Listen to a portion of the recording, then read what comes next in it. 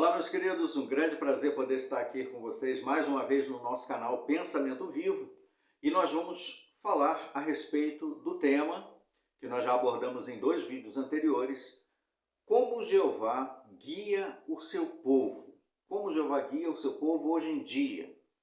Então nós já vimos, recapitulando em vídeos anteriores, que Jeová guia o seu povo, principalmente através de Jesus Cristo, seu Filho.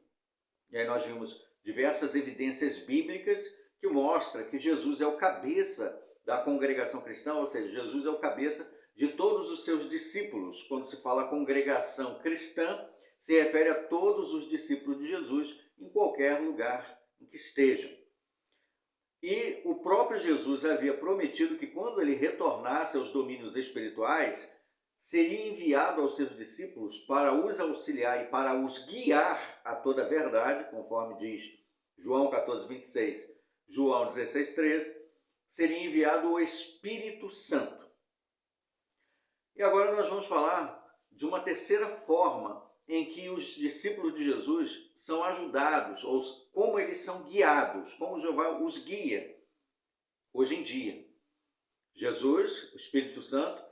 E vamos falar agora, não poderíamos deixar de falar, da palavra de Deus, chamada por Jesus de a verdade. João 17, 17. A tua palavra é a verdade. Naturalmente, o próprio Jesus Cristo também é chamado de a palavra, em João 1, 1. No Evangelho de João, capítulo 1, versículo 1, Jesus é identificado ali como o verbo, como a palavra. E ele também identifica a palavra como sendo a verdade, em João 17, 17. E a Bíblia, a própria Bíblia, dá testemunha a respeito disso, inclusive na escrita de vários discípulos de Jesus que escreveram as Escrituras, e muitos deles, citando um pelo menos, o apóstolo Paulo, inspirado pelo Espírito Santo, escreveu em 2 Timóteo, capítulo 3, versículos 16 e 17, referente à palavra de Deus escrita, onde diz assim: toda a escritura é inspirada por Deus e proveitosa para ensinar. Olha como Jeová guia o seu povo, como ele ensina, por meio da sua palavra inspirada, a Bíblia, para ensinar, para repreender, para endireitar as coisas, para disciplinar em justiça, a fim de que o homem de Deus seja plenamente competente, completamente equipado para toda boa obra. Então o nosso Criador, Jeová, juntamente com o seu Filho Jesus Cristo, fizeram provisões para os seus servos, para que eles pudessem adorar a Deus de forma adequada e fornecer então os recursos necessários, suficientes para os conduzir à salvação. Jesus Cristo, o Salvador, que veio, nos deu instruções. Muitas das coisas que Jesus ensinou estão registradas nas Escrituras. Deu sua vida como resgate para nós, abriu a porta da salvação, abriu então a esperança de vida eterna para toda a humanidade. Forneceu então um modelo perfeito para nós seguirmos de perto os passos dele. Nos enviou também o seu Espírito Santo para nos ajudar a lembrar, para nos motivar, para nos dar o poder além do normal, nos dar uma força, uma capacidade que não é inata, porque nós nascemos, por causa do pecado de Adão e Eva, nascemos com uma carga negativa, ou seja, com uma força maior para fazer o que é errado, para errar o alvo, que isso significa pecado, a palavra original, na etimologia da palavra lá, da raiz original, pecar significa errar o alvo. Então nós erramos o alvo, nós nascemos tortos, por assim dizer, deficientes para agir de forma correta para com o nosso Criador. Então ele nos deu ajudas, nos deu instruções e um manual de vida, que é a sua palavra escrita, a Bíblia Sagrada. Além de ser um testamento também, um documento legal que nós temos, que nos auxilia para confirmar a base para a nossa fé. Como diz Hebreus capítulo 11, versículos 1 e 6. A fé é a expectativa de coisas esperadas, embora ainda não vistas. é a expectativa certa. Por quê? Diferente de credulidade, onde a pessoa apenas crê sem base nenhuma, ela tem apenas um sentimento, uma esperança vazia, que não é sólida, pode acontecer ou não aquilo que ela espera. A fé, diferente disso, precisa de uma base sólida, como um documento, um testamento que nós temos ali, indicando que nós temos uma herança segura para receber. Aquele documento é legal, registrado. E nós temos as Escrituras nessa estima, que nos dá instruções e nos guia, nos torna completos. Nós não precisamos de mais nada, não precisamos de livro nenhum adicional, não precisamos de ninguém mais, além das Escrituras. Livros adicionais podem ser de ajuda? Podem. Pessoas que dão instruções, que fazem palestras, fazem discursos, etc., podem ser de ajuda? Podem. Mas sem essas coisas, ainda assim, nós teríamos o suficiente, que é a Bíblia. Ela mesma diz isso aqui, ó.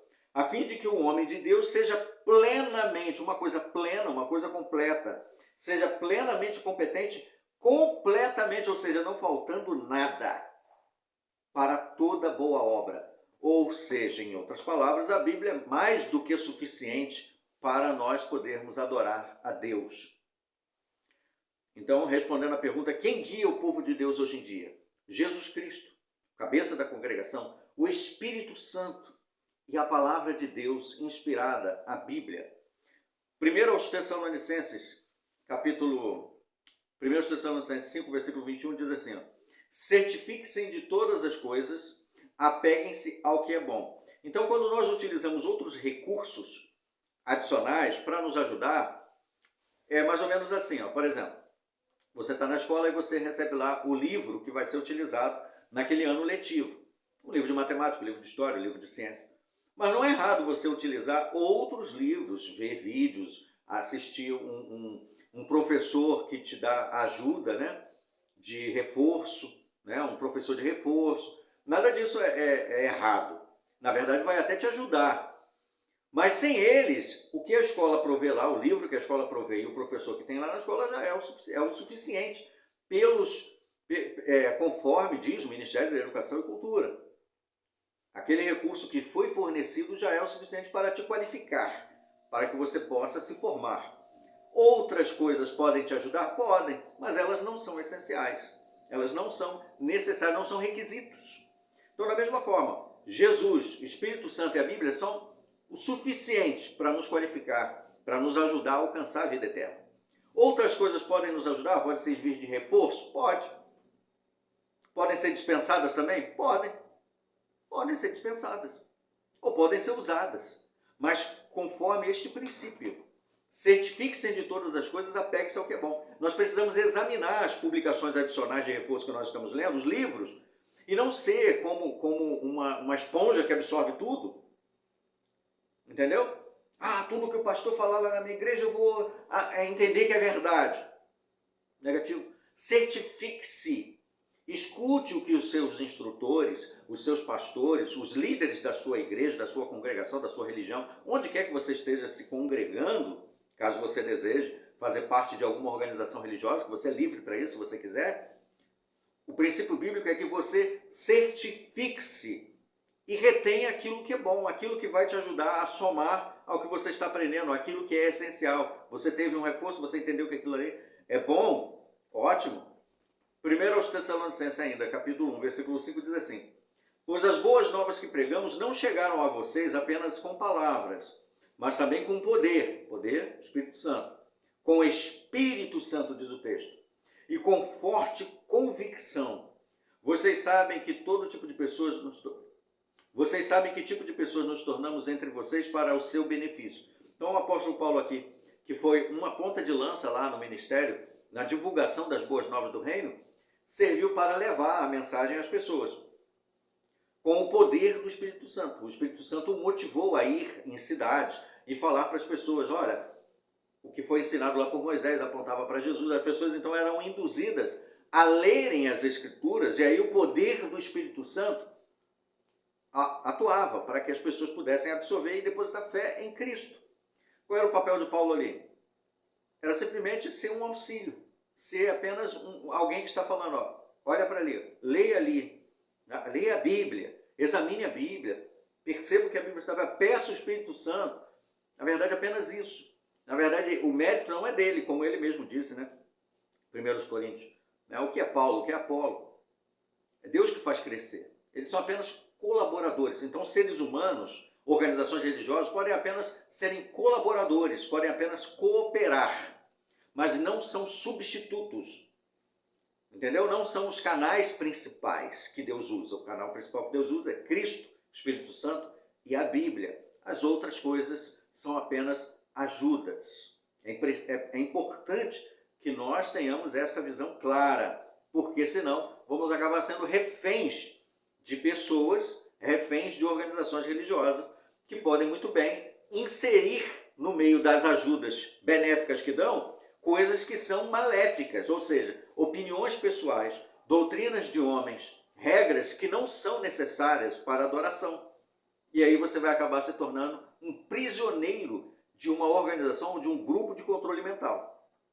Isso pode te atrapalhar na adoração verdadeira, que é leve. Você precisaria apenas de Cristo, Espírito Santo e a Bíblia. Essas outras coisas não poderiam pesar, não poderiam interferir, não poderiam ser digamos assim, de tropeço para você. Quando elas se tornam um empecilho, uma dificuldade, quando as religiões te atrapalham, então você precisa tomar uma decisão. Vai continuar desse jeito? Ou vai viver a liberdade em Cristo? Muitos escolhem viver livres em Cristo, livres das amarras religiosas. Elas podem até ser ajudas, mas quando elas atrapalham, sem elas se torna melhor, porque elas não são essenciais, diz a Bíblia. Tito capítulo 1, versículo 16 diz assim, sobre líderes religiosos, organizações religiosas, muitas delas que têm coisas boas e têm também coisas ruins, muitas vezes se enquadram no que diz o texto aqui. Eles declaram publicamente que conhecem a Deus, mas o negam pelas suas obras, porque são detestáveis, desobedientes e não são aprovados para nenhum tipo de boa obra. Então, é descartável, entendeu? E nós estamos com isso dizendo que você não deveria se associar em nenhuma religião, fazer parte de alguma igreja, de um grupo que você queira.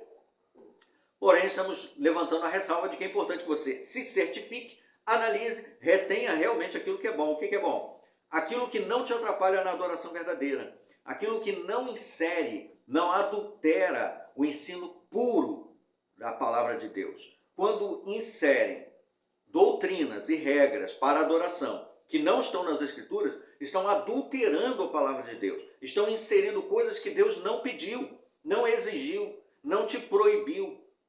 Por exemplo, em que momento Deus não proibiu você de celebrar seu aniversário de nascimento? Deus não proíbe você de falar com seus pais, com a sua mãe, caso eles decidam mudar de religião. Não tem nada disso na Bíblia. Quando religiões começam a impor regras que te prendem e te atrapalham de obedecer o que a Bíblia diz, porque a Bíblia diz para você honrar o seu pai, a sua mãe, a sua família, então você está escolhendo organizações humanas, seres humanos, ao invés da palavra de Deus, do Espírito Santo, de Cristo e do próprio Deus, Jeová.